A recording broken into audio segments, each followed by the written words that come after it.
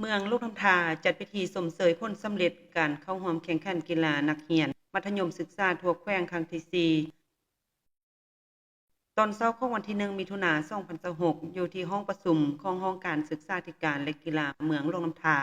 ได้จัดพิธีสมเสยผลสำเร็จการเข้าร่วมแข่งขันกีฬานักเรียนมัธยมศึกษาทั่วแขวงครั้งที่ 4ที่เมืองเวียงภูคาเป็นเจ้าภาพพิธีดังกล่าวเข้าร่วมโดยท่านบุญคงพิมพ์ซ้อนกรรมการพรรคแขวงเลขาคณะบริหารงานพรรคเมืองมีท่านพันใจห้องประจันกรรมการพรรคเมืองหัวหน้าห้องการศึกษาธิการและกีฬาเมืองมีครูฝึกและน้องนักกีฬาเข้าร่วม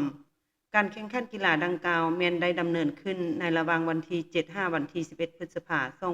2026สำหรับทีมนักกีฬาเมืองลงน้ำทา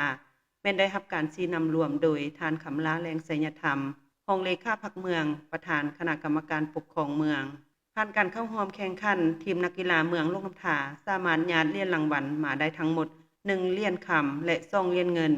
บานเตะลงแข่ง3ครั้งชนะ3ครั้งได้ที่1และกระตอยิงสายลงแข่ง3ครั้งชนะ2ครั้งเสีย1ครั้งได้ที่2ในพิธีได้สรุปตีราคาเทิงด้านดีและข้อคงคางจุดดีนักกีฬามีความเอาใจใส่มีความรับผิดชอบสูงมีความสามัคคีฮักแพงซึ่งกันและกันและได้รับการติดตามอย่างแท้เหมาะจากคณะนำเป็นอย่างดี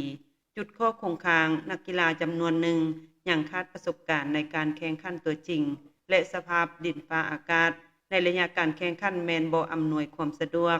พร้อมนั้นพิธียังได้มีการมอบใบเกียรติคุณให้แก่บรรดาบริษัทนิติบุคคลและบุคคลทั่วไป